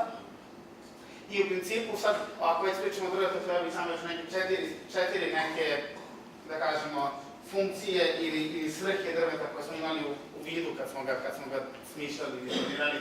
Prvo je da ono zapravo rešava neki konkretan problem, da ne bude samo neka skulptura ili eto, samo neka lepa i solarna stvar. Naprimjer, imate na puno mesta imate solarne lampe koje koriste solarnu energiju da bi noću sijale, ali vi niste ih primetili, niti vas to nešto mnogo pogađa jer nemate nikakvu interakciju s njima i super ona sija, ali vi ne vidite i baš od briga. Tako smo i hteli da uradimo nešto konkretno, zaista da uzmemo taj deo sunca da bi sami možete pomognemo vama da rešimo neki problem koji vi imate, a taj problem je neki koji se svakom od vas desio barem jednom. Sa druge strane, ono što je još važnije nego ovaj prvi, iako onaj prvi je najatraktivniji, jeste da edukujemo ljude, da naročito mladim ljudima, koji jesu najveći zavisnici od mobilnih telefona i svih ovih portabilnih tehnologija, tableta, laptopova i tako dalje, da pokažemo da obnovljive energije i solarna energija, kao sam jedan od njihovih predstavnika, zapravo je tehnologija koja već danas može uliko se koriste, to nije naučna fantastika, to nije nešto što gledamo u filmovima, to nije nešto što može samo u Sahari da se koristi, nego je to nešto što svako od nas može da koristi u svojim kućama, na svom poslu i generalno bilo gde i da to već je spremno za korišćenje i treba početi se koristi. Sa treće strane, taj neki socijalni deo koji se zapravo možda u praksi pokazuje kao najvažniji jeste da se drvo postane, gde god postavimo, ono postane neko mesto okupljanja, gde ljudi sednu, ne samo da bi okoli telefon, odu da bi samo sedeli, odu da bi koristili internet, odu da bi pročitali novine. I to je ono što je važno, jer smo htjeli da probamo da povezujemo ljude, da damo ljudima šansu da se malo druže, da nešto zanimljivo rade, da upoznaju neke ljude i u realnom svetu, ne samo preko interneta i da se taj kontakt održava i uživo. I da je četvrti, opet važan, ali možda manje važan od ovih prethodnih faktora, jeste i to neko smanjenje ili promocija smanjenja javne potrošnje, gde je jedna, na primjer, vrlo zanimljiva činjenica za koju ne verujem da ste mnogo razmišljali o tome, a zapravo je tačna. Obično ovaj punjač za mobilni telefon koji svi mi koristimo, on je ekstremno neefikasan. To znači da od ukupne energije koju on potroši, 80% energije je bačeno, odnosno ode u onu toplotu, to je kada vi punite telefon, a punjač vam bude vrući. Ta energija je otišla da ugreje punjač, a ne u vaš telefon, što je bacanje energije, jer vi ne koristite punjač da grejete kuću, nego koristite telefon. Tako da svega 20% energije zapravo se iskoristi, 80% se baci. To naravno nije, to je tako, zato što je fabrikama jeftinije da prave ovakve jednostavne i neefikasne punjače i onda je jeftinije, tako ih i pravilno jeftinije i više zarađuju na tome. I onda, kad se to pogleda šira slika, nikog nije puno briga zbog toga zato što telefoni su mali potrošači. 5-6 vati i to je kao jedna LED diodica ili čak malo više toga, ali to je stvarno zaista jako smešno. Međutim, ako se setimo, ako uzmemo da je 5 vati i jedan telefon 4 apsolutno gubici. Ako se setimo da na svetu imate preko 6 milijardi mobilnih telefona, a ima i taj broj nastavlja da raste, onda su ti gubici oko 20.000 megavata, što sad za sve one ljude koji nisu inženjeri, da stavimo u neki kontekst, kao sam malo prepomenuo, termoelektrana Nikola Tesla u Obrenovcu je najveća termoelektrana na Balkanu i njen kapacitet, kada ona radi punom snagom, njen kapacitet je 1650 megavata. Šta to znači? To znači da one gubitke koje samo mali telefoni na svetu danas bacaju zapravo, kada ih punimo, odlazi u toplotu, jeste ekvivalentno 12 najvećih termoelektrana na Balkanu treba da radi punim kapacitetom sve vreme, samo da bi nadomestila gubitke koje mi pravimo zato što smo neodgovorni zašto tako nekom bilo svejedno. Onda smo mi htjeli da promenimo tu situaciju, tako da mi ne koristimo konvencionalne punjače, mi koristimo specijalne punjače koje smo mi dizajnirali, koji imaju više nego 10 puta efikasniji taj jedan faktor korišćenja nego obični punjači, koji naravno gubitku uvijek morate imati, ništa nije idealno u svetu. Naši gubici su nego 5%, dok i 95% su zapravo efikasno iskorišćenje energije. Poređenje radi samo kada bi, naravno to nikada neće biti slučaj, ali kada bi svi ljudi u Srbiji punili svoje telefone na svoje drvetu, uštedili bismo energiju dovoljno da nabavimo 4600 domaćinstava, ili kada bi to premili na sve, to je bilo preko 1.000.000 domaćinstava samo ušteđene energiji koju ne bacamo u etar. Postoje, sa stanovišta sad nekog održivog razvoja, postoje 3 načina na koja se to meri, 3 neka sektora. Prvi je, dakle, environmental, drugi je ekološka, ekonomska i socijalna održivost. I mi smo probali da proučamo ovo što mi radimo kroz svaki od ta 3. Stanovište, dakle, environmental, odnosno zaštite životne sredine, naši uređaji su tu poprilično jednostavno je vidjeti da su zaista ispunjavaju te kriterijum, dakle mi koristimo 100% čistu energiju i u tom smislu smanjujemo CO2 redukciju onako direktno, jer vi svaki put kada dopunite telefon na drvetu, suprotno od kuće, vi ste zapravo uštedili neki dioksid koji ste sprečili da CO2. Sa druge strane, stanovište ekonomskog faktora provere da li je nešto sustainable development, da je nešto održivi razvoj, mi imamo tu situaciju da štedimo konkretnu energiju, što je velika, mislim što može da bude velika ušteda, i sa druge strane, u svakom kreiramo radna mesta, naravno da još uvijek na tom, samo recimo u Srbiji na mali razmeri, ali u svakom mestu gde postoji strobre drvo i jedna osoba je zaposlena na to strobre drvo održava u lokalnoj zajednici, ne dakle mi nego tu neko, ako je strobre drvo u Vranju, onda to neko iz Vranja održava i to je fantastično. I sa treće strane jeste ta socijalna održivost i to je opet relativno jednostavno ta edukativna noć da vam nama demonstrira bez knjiga, bez filmova, bez seminara, da šta to znači i da pomaže ljudima da ostanu povezani, da možete se javiti majici da kasnite što ostane duše. Također ispunjava taj fakt. Sa stanovišta održivog dizajna, sada ne znam koliko s čime se bavite i šta s čime se, ali dizajn je nešto što je vrlo zanimljivo i to kad se kaže dizajn, ne misli se samo na vizualni dizajn, nego dizajniranje i pravljenje celog proizvoda. Mi smo se trudili da tu budemo opet koliko je god moguće održivi i inteligentni. Dakle, ovo bi trebalo možda se zove inteligentan dizajn, a to u suštini znači sustainable dizajn. Recimo, kako smo mi to nešto primjenjivali na ovo što mi radimo, strobe drvo projektovano je tako da maksimalno iskorišćava energiju sunca, dakle, paneli su postavljeni po tačnom tom orijentacijom, tačnom tim uglom, tako da najviše energije izvuku toku godine. Ako ih pomerite na bilo koju drugu stranu, manje će se energije proizvesti. Sa druge strane, koristimo samo materijale koji nemaju veliku štetu po okruženju, dakle ne koristimo olovo, ne koristimo ništa od tih otrovnih materijala, koristimo samo čelik i drvo koji su oba totalno mogu da se recikliraju i nemaju nikakav problem po okolinu. Sa treće strane, energetska efikasnost su sve već vidjeli kroz one, dakle mi kako smo pravili drvo, koristi 10 puta energije nego što se koristi kod kuće. Dizajn je pravljen takođe da može da izdrži sve vrste vremenskih nepogoda, sunce, visoku temperaturu, nisku temperaturu, kišu i tako dalje. Sve može da reciklira, koristimo sve lokalne materijale, tako da se trudimo da ne prevozimo puno drvo, da ne dovozimo sad, ne znam, sve iz ne znam kojih delova sveta. I naravno smanjamo potrebu da vi kupujete one dodatne baterije, da kupujete one dodatne punjače, da bacate novac na to i da vi na kraju dana to bacite nekada smeće.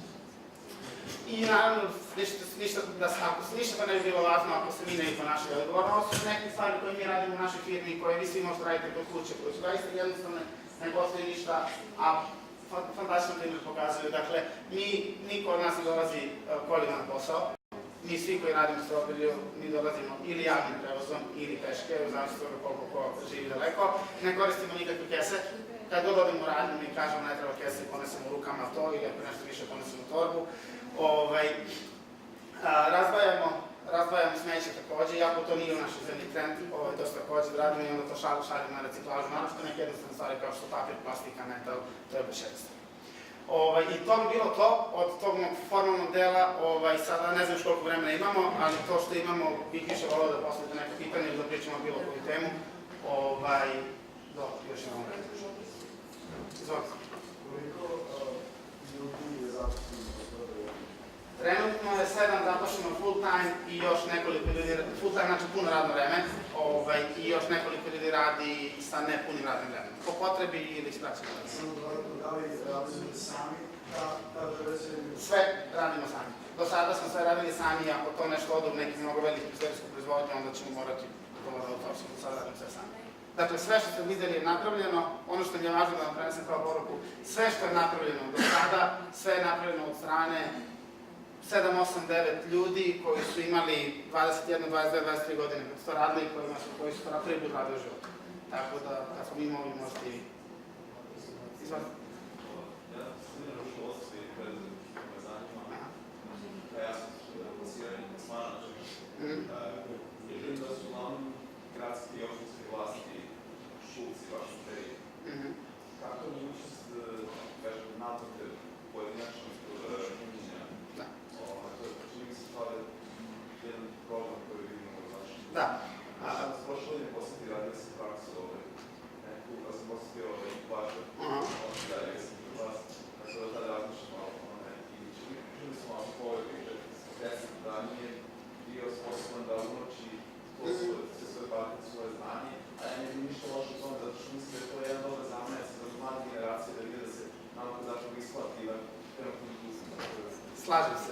Da li on nije bio sposoban ili nije hteo, to je pitanje, ali to je sad druga tema. Mi vrlo lako možemo da uvedemo i tehnološki i bilo kako drugo da se punjenje naplaćuje. Nama se to ne sviđa i mi ne bismo da naplaćujemo to i mi se trudimo da nađemo neki alternativni način.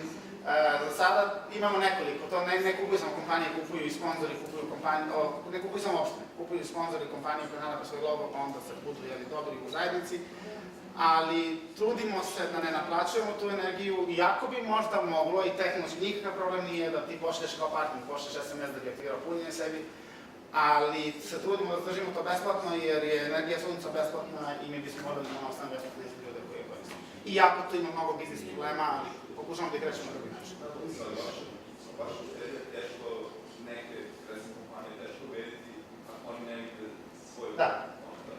Pa da, zato ovo što mi radili u Srbiji su svi mislili da je nemoguće, zapravo i u Srbiji gostimo 12, ali u zapadnom svetu na koji se mi sad fokusiramo je mnogo drugačiji mindset i mnogo drugačije to može da se radi. Tako da mislim da svet je veliko tržište i svašta nam može se radi, ne mora samo da se radi u Srbiji. Još pitanje?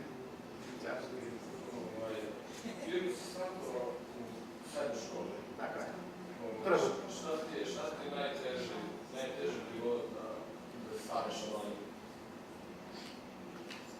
Nemam pojma, sve je teško, samo ne smeš da odustaješ. Napraviti dobar tim je mnogo važna stvar, sam ne možeš da radiš ništa nikad, dakle niko ništa nije radio sam. Moraš danas, u današnje vreme, to vreme je onako kao što Tesla je prošlo, dakle da bi išta iznao, moraš da imaš dobar tim, ako nemaš dobar tim, uložiš ti energije na to, gubit ćeš vreme na to, dakle to je prva stvar. Druga stvar je važno je da znaš šta hoćeš da radiš i važno je da voliš. Mislim, ovo su tako generički, onako, laki odgovori ili su zaista istiniti. Ako ne budeš volio to što radiš, smorit ćeš se na prvom problemu, u drugom, trećem, četvrtom, petom ćeš odustati i badalit ćeš. Jedino ako ludački voliš to što radiš, ti ćeš vidjeti ludački trudolog i istraćiš u tom i onda ćeš to jedin način da uspeš. I uvek, ako ti ne voliš to što radiš, onaj ko voli to što radi, će uvijek biti bolje tebi. Jer će raditi 10 sati dnevno, 15 sati dnevno, ti ćeš gledati da ti se 8 sati i da ideš kući. Samo nađi ono što voliš i budi uporan. Stvarno, onako kako to bilo, to je sve što ti treba. 1000 puta sam, ja sam 1000 puta da odustanem pa nisam. I to je ono što razdvaja one ljude koji nešto guraju i one koji odustanu. to bih jedino mogu da dam kao savjet. Još nešto, šta god.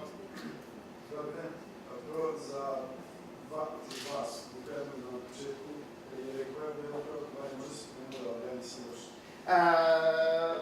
Mi smo počeli, prva kampanja koju sam osnovao bila neka u srednjoj školi koja je isto se zvala Strawberry, nismo menjali ime posle toga, ali smo se prijavili na neko takmičenje. Bilo je takmičenje u omladinskom preduzetništvu.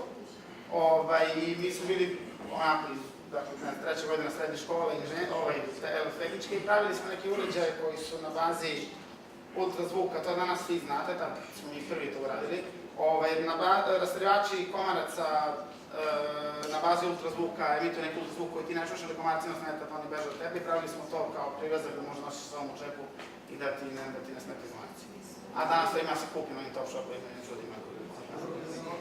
Za vašu kompaniju neka ambicija koja su šta će stvari tako imaju?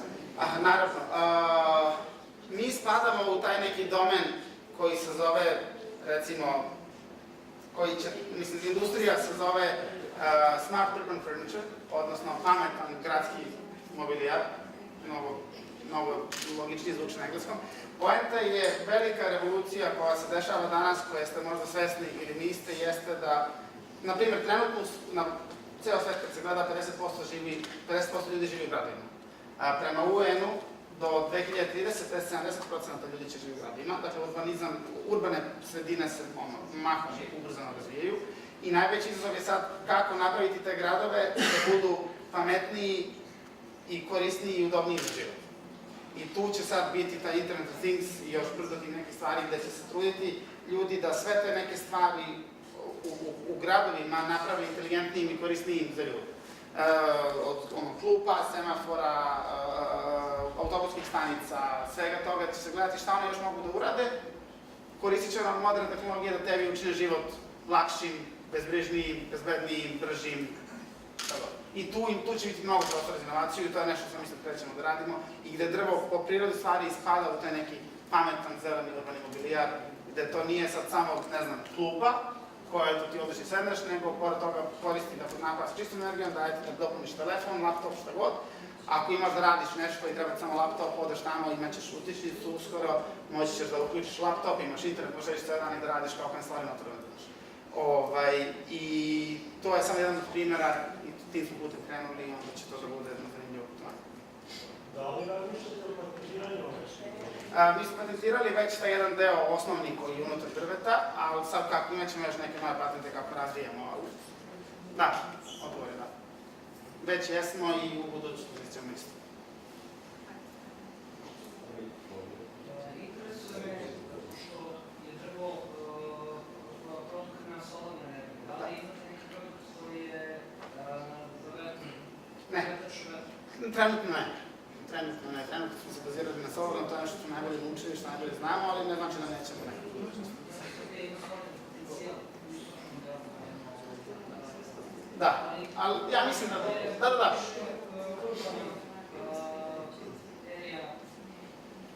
To je velika energetika i ja mislim da će solar biti najdominantniji izvor energije u budućnosti. Vetar je sjajan i još uvijek nije iskorišćen, ali ima mnogo manji potencijal nego sunce. Jer svi vetrovi na svetu kad se saberu, to je 1% energije sunca i 0,1%. Tako da svakako ovo je jača industrija, iako trenutno nije tako. I live in Tasmania, at the bottom of Australia, and we also have a lot of potential for solar power, wind, also. And I have a friend who I was at school with, and he's working on way the ocean. What do you think about that? They have a lot of trouble making the things stable in the it's very strong. Yeah. So the question was what I'm thinking about wave energy. It's been it's been around for a long time. I remember reading some articles almost 100 years all related to the wave energy, but from some reason, I'm not sure why, I'm not an expert in this field, nobody find a way to make it commercially available, and I'm not sure what's getting it much. I know that it exists, but I don't know for any commercial use so far. Maybe some pilot project. I believe there is no power plant on base so far. And the other thing I would say is also in Australia we have a lot of sun. Yeah. So I look at your strawberry trees and think, oh my God, we need the whole of Australia. I agree. Yeah. Yeah, there is, since we had a huge media attention so far, and a lot of people heard for what we are doing, and we received hundreds of emails from around the world, and especially from this part of pretty rich in terms of sun countries, like Africa, like Australia, like India, like South America, who actually has a huge amount of sun, and from some reason nobody is using that. So I believe that's going to be really interesting in the areas, and it's especially important in the areas like rural areas, like Africa, India, and these poorer countries and other countries, because they don't have electricity at the moment, and they have a lot of sun, and there is no infrastructure for electricity right now, and actually the best, smartest, and cheapest, and most sustainable way to electrify these territories is to give them some sun energy. And we had some prototype of a product. We had some prototype of a product aimed at these rural areas, because we learned, and that's interesting, we learned that you have huge territories like 100 kilometers or even 1,000 kilometers who doesn't have electricity, but have a signal for a mobile phone. So basically you can call, because over the air you have a signal, but you don't have power anywhere around 100 kilometers to recharge your phone. So some kind of a portable small solar station which would give you access to energy would be pretty awesome for that areas. And we have some prototype. We send it to a couple of countries in Africa, and we are now thinking how we can improve that, make it better, cheaper, more efficient. And can you use the tree to power other things, or is it only mobile? I mean, I don't know how much it... At the moment, we are limited, we restricted it only to portable devices like tablets, cell phones, and MP3 players and so on, but we will, in the near future, we will enable AC outlets, so basically we'll be able to power whatever you want, laptop or something else. It's amazing. Yeah. I have a question. Okay. Meni se neverovatno svidao sajt jer je sve jasno, lepo, izdizajnirano, fenomenalno. I jedna strana mi se jako svidala, ako možda otvori samo mediji koji govore o vama.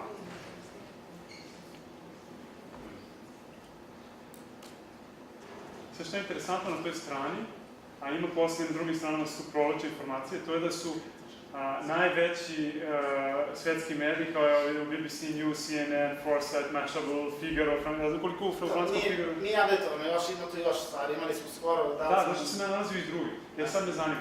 Znači, to je prosto neverovatno, mislim da o nekoj srpskoj kompaniji koja je mlada i tako da ono najveći svetski mediji za koje tako i koliko treba, mislim, ono, truda, ja znam, u Francuskoj, koliko mi da bi došli do Figara moramo da budemo izvanredni u nešto.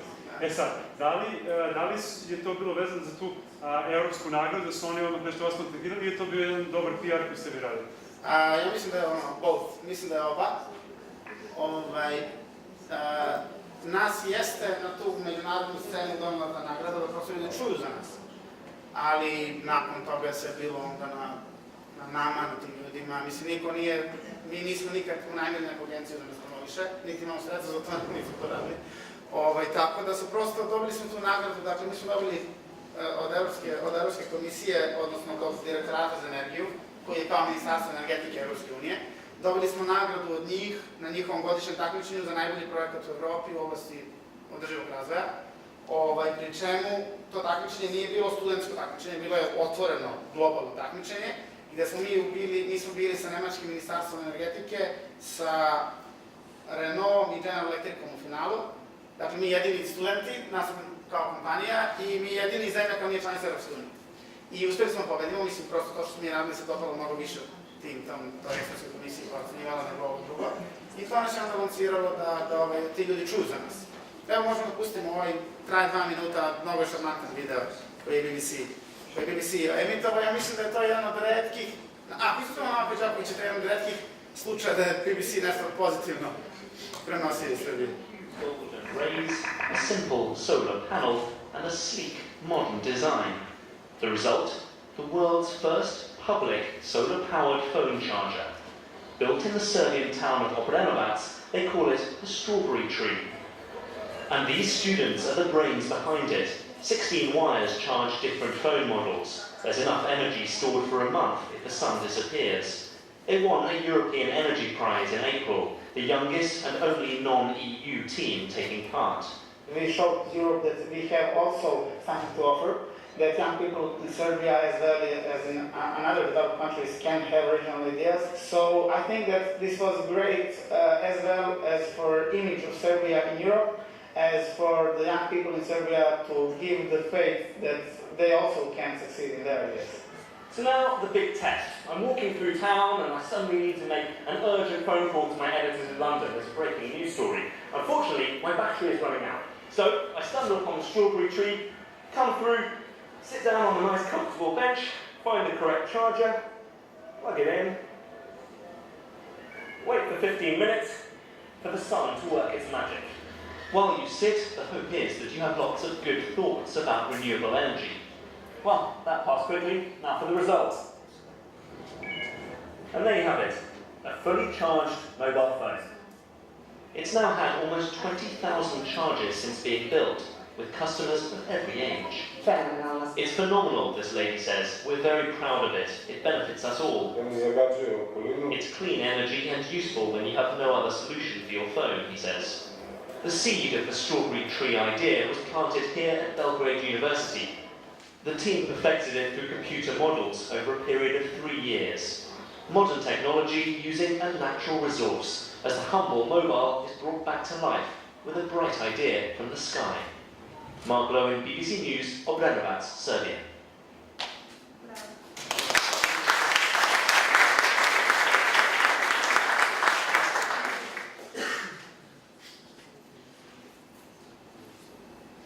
Ili još pitanje? Ne znam koliko su vremena imamo. Još možda za jedno. One more question if you want. I don't have exactly a question, but first of all, two small comments. You definitely have to, I have to put you in touch with the people in Portugal and Turkey, because we are talking of major single countries here. And second of all, this is what we're talking about sustainable leadership. You are a sustainable leader. Yeah, absolutely. Thanks.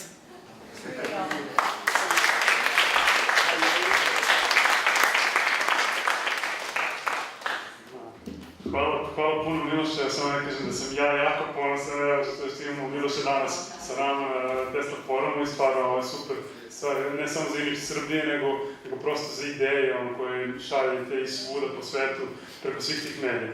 Mnogo ti hvala, ako neko bude imao nekih pitanja, Miloš će biti ovde još samo malo, ali će u subotu biti tu pa će dobiti i Tesla nagradu, tako da, eto, imat ćemo prilike još da ga vidimo. Veliko hvala. Sad ću vam... Hvala još jednom. A ne ćemo sada najaviti ostatak dana.